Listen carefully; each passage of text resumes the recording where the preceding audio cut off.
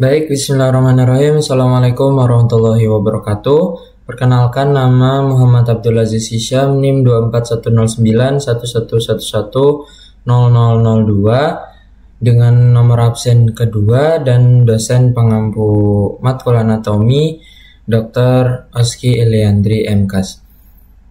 Baik, di sini saya akan menjelaskan materi mengenai anatomi dan juga klinis dari kardiorespirasi. Jadi pembahasan pertama yaitu mengenai respirasi. Nah, respirasi sendiri itu dibagi menjadi dua, yaitu ada yang upper dan juga lower. Dan bagian atas itu mulai dari vestibulum nasi di sini sampai laring, lalu mulai dari trakea sampai dengan paru-paru itu masuk di lower.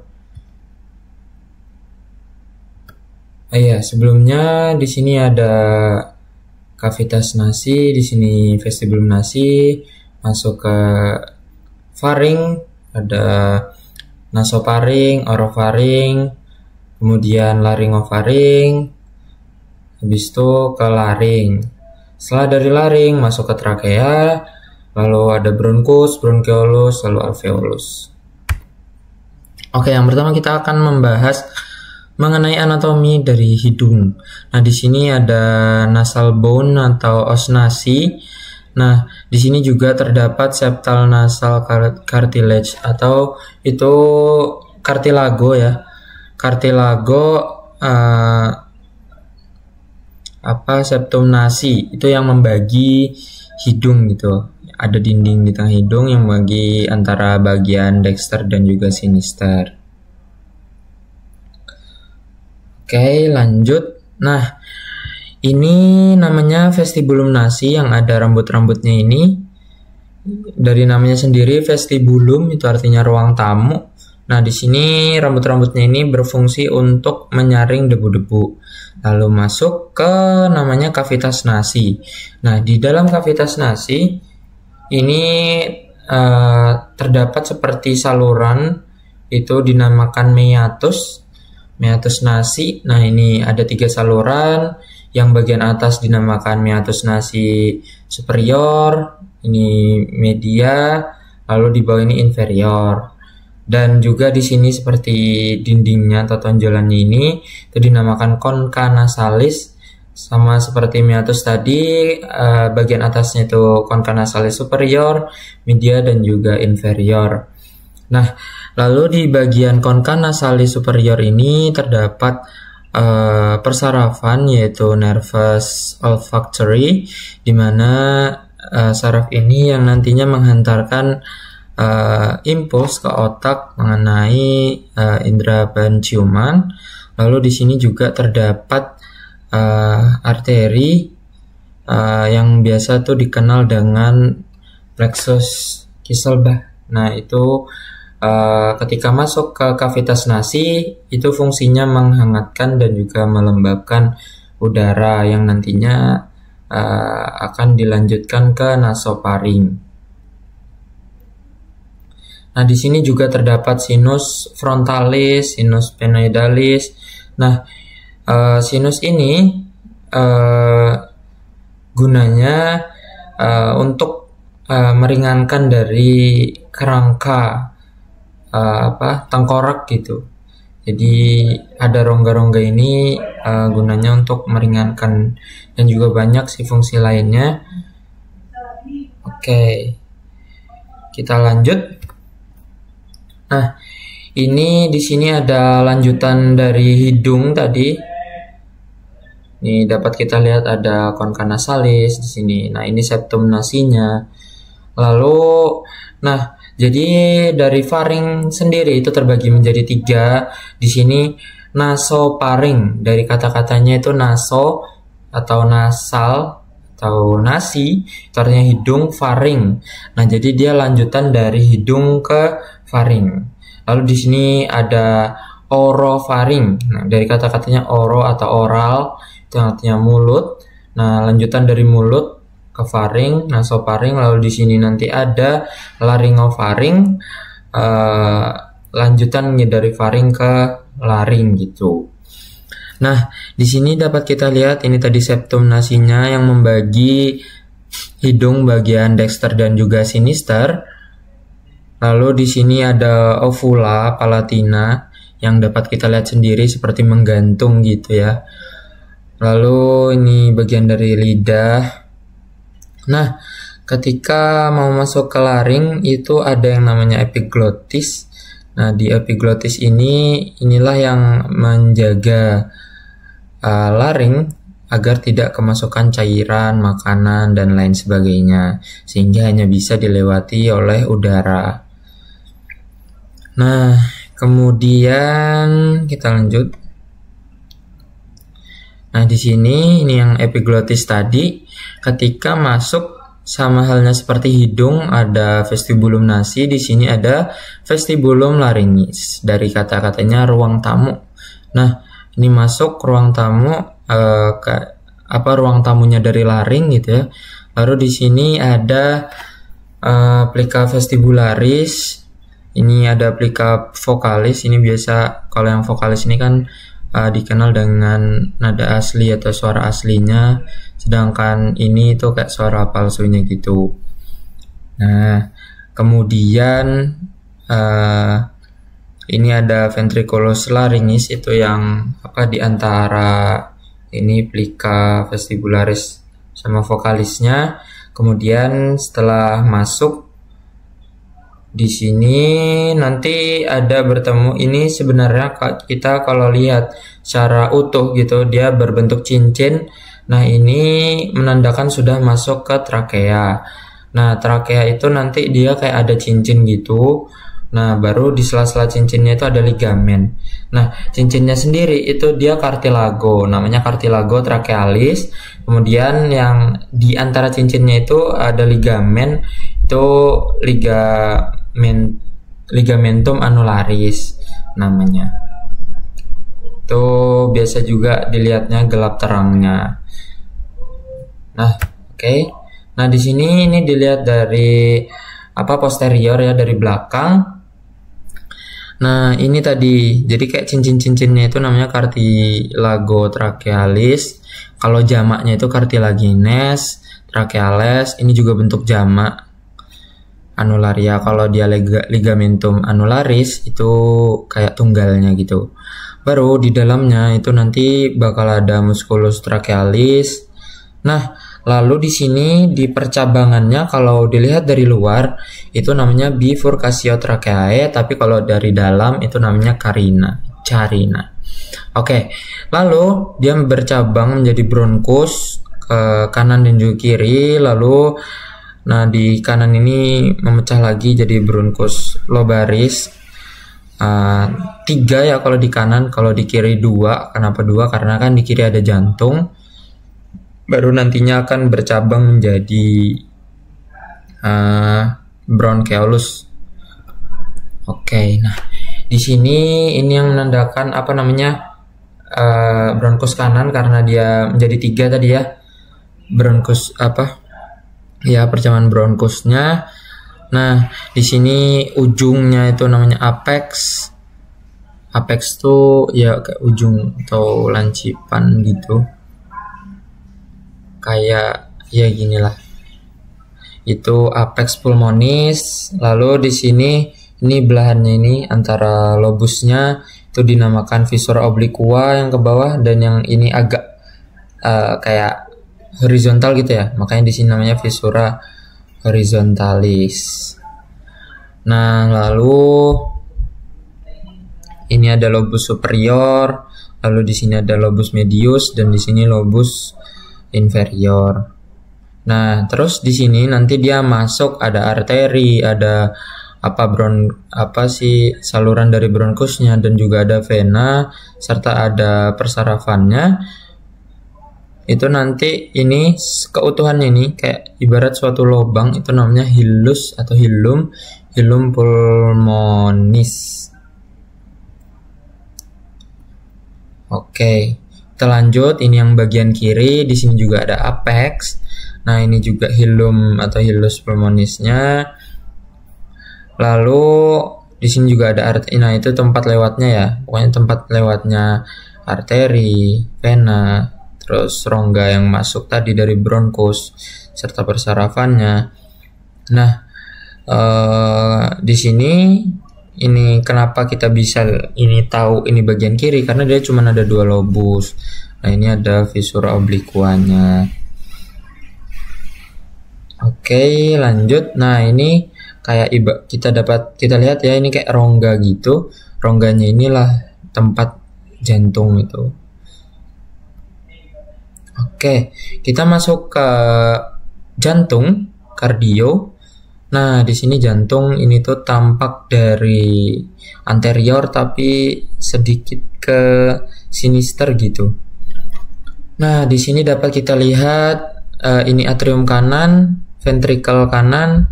Di sini ada atrium kiri, ventrikel kiri. Nah, lalu di sini mulai dari udara masuk darah tuh masuk dari seluruh tubuh, kemudian lewat vena cava superior dan ada yang inferiornya di belakang, nanti kita lihat ke atrium kanan, lalu ke ventrikel kanan, lalu dari sini dia memompa ke arteri pulmonalis, kemudian ke paru-paru. Dari paru-paru dia lewat vena pulmonalis masuk lagi ke atrium kiri ke ventrikel kiri, lalu selanjutnya ke aorta dan ke seluruh tubuh lagi. Nah, di sini ada ini yang pulmonalis tadi. Sini ada aorta yang ascendens, kemudian ada arcus aorta mencabang jadi 3. Oke, kita lanjut. Nah, di sini ini yang vena cava superiornya dan ini yang vena cava inferior. Nah, lalu yang kalau yang dari paru-paru ini dia lewat sini vena pulmonalis, ini yang bagian sinister nih, bagian dextranya. Kemudian ini yang dari ventrikel kanan tadi yang memompa ke paru-paru, ini ada arteri pulmonalis, sama dia ada 2 juga, sinister dan juga dexter. Nah, di sini ada yang putih-putih ini. Nah, yang ini sih lebih tepatnya ini perikardium, ini yang melindungi jantung. Lalu di sini ada yang biru-biru ini dapat kita lihat. Nah, di sini ada sinus coronarius. Ini lemak-lemak yang kuning-kuning. Oke, kita lanjut. Nah, ini kalau jantung itu dipotong atau kita lihat dari atas, di sini dapat kita lihat. Nah, ini tuh yang menghubungkan antara atrium kanan dan juga ventrikel kanan. Ada katup mitral atau katup bikuspid. Lalu di sini ada katup trikuspid. Nah, ini ada katup pulmonal dan ini katup aorta. Oke. Lanjut. Nah, ini kalau dibuka ya jantung, tuh ini vena cava yang superior, ini inferior. Lalu ini yang menyambungkan, ini aorta ya. Lalu ini yang pulmonalis, lalu masuk ke atrium tuh tadi. Oke, selanjutnya di sini ada nodus SA atau nodus sinoatrial, di mana yang berfungsi sebagai pacemaker alami agar jantung kita tuh dapat terus dari atrium kanan ini berkontraksi. Nah, ini kemudian dari nodus SA lalu ke nodus AV, lalu ke selanjutnya lewat berkasis, lalu ke serabut Purkinje. Inilah yang mempersarafi jantung. Oke, kemudian kita lanjut aja ke vaskularisasi atau perdarahannya itu. Nah, di sini ada arteri subclavia, kemudian terusannya itu arteri axillaris atau dapat dibilang itu bagian ketiak. Nah, dia lewat sini ya. Kemudian nanti di sini akan mencabang jadi arteri brachialis dan juga profunda brachii. Lalu banyak dan lain-lainnya, nanti dia bercabang seperti thoracica superior. Di sini ada thoracoacromialis. Lalu di sini juga ada subscapularis gitu. Nah, ini gambar untuk di tangannya. Jadi di sini dia thoracoacromialis tadi mencabang, lalu terusannya dari arteri subclavia dia ke arteri axillaris, lalu ke brachialis. Ini sebelum nanti dia nyabang ada cabang ke profunda brachii-nya ya. Di sini masih arteri brachialis. Lalu nanti di sini terusannya ada nanti di sini dia ada arteri radialis ya. Sini sampai di sini. Nah, disinilah yang biasanya kalau kita buat tensi ya di arteri radialis dan juga memeriksa denyut. Nah, itu di sini arteri radialis. Oke, lanjut di bagian kepala itu di sini ada arteri carotis communis yang sebelumnya itu cabangan ya. Dari namanya sendiri arteri communis itu kayak nyatu gitu. Sebelumnya itu ada carotis interna dan juga eksterna. Ini di sini ada arteri facialis, lalu kemudian ke sini. Kita lanjut. Nah, ini untuk yang ke organ-organnya. Nah, di sini untuk yang ke hepar ada arteri hepatica communis. Kemudian yang di sini dari namanya aja ya, dia mirip gitu setiap organnya. Ini spleen, ini ke lambung, lalu ada ini ada yang ke kolon. Oke, lanjut. Ini untuk bagian bawahnya, jadi mulai dari aorta ya. Di sini ada bifurcatio sama halnya dengan trakea tadi. Bifurcatio aortae. Nah, di sini dia membelah menjadi dua, ada arteri iliaca communis, ada bagian dextra dan juga sinister. Lalu nantinya iliaca ini akan mencabang jadi ada bagian eksterna dan juga interna, lalu mencabang-cabang lagi. Nah, untuk bagian eksternanya nanti akan menjadi terusannya akan menjadi arteri femoralis, lalu mencabang-cabang. Nah, ini gambarannya. Sini arteri femoralis. Oke. Nah, nanti itu di sini setelah dari belakang ya, itu ada arteri tibialis anterior. Nanti terusannya itu bakal percabangan sih. Sini akan menjadi arteri dorsalis pedis. Oke, kita lanjut ke klinisnya. Klinis itu ada rinitis, laringitis. Nah, jadi kalau kita melihat ada itis itu artinya inflamasi atau peradangan. Nah, kalau rinitis ini selaput lendir. Kalau laring dari namanya sendiri, laring itu ya laring, itis jadi peradangan pada laring. Lalu ada pneumonia, itu infeksi yang memicu terjadinya radang paru. Lalu ada hemotoraks. Nah, ini terjadinya terdapat darah pada rongga pleura. Di mana rongga pleura itu yang melapisi paru-paru. Nah, ini ada gambar jantung yang normal, lalu ada yang ada kelainan, tetralogy of Fallot. Nah, jadi di sini itu terjadi kelainannya ada 4 jenis. Nah, di sini kan terjadi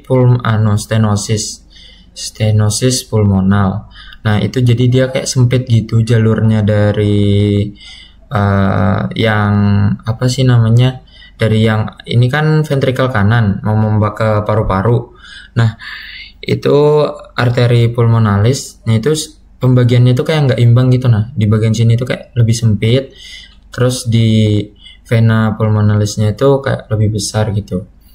Nah, karena sempit ini tadi, dia kan berarti butuh si ventrikelnya ini bakal mompa lebih keras biar tuh volume yang nyampe di masuk ke paru-paru itu sama gitu. Nah, karena penyempitan ini yang namanya stenosis pulmonalis, dia kan ventrikel kanannya mompa lebih kuat ya, lebih usaha gitu, sehingga terjadi ini hipertrofi ventrikel kanan. Nah, karena di sini kan sempit ya, dan ini mompa lebih keras. Nah, itu juga dapat menyebabkan cacat atau sebutannya itu septal defect, ventricular septal defect. Nah, ini tuh kayak harusnya kan dia terpisah, nah jadi kayak bolong gitu. Nah, karena bolong, jadi di ventrikel kiri ini jadi kayak lebih banyak darah kan, dan juga karena pembagian yang tidak rata tadi, sehingga nanti terjadi overriding aorta. Begitu. Nah, mungkin itu saja yang dapat saya sampaikan, kurang lebihnya mohon maaf. Assalamualaikum warahmatullahi wabarakatuh.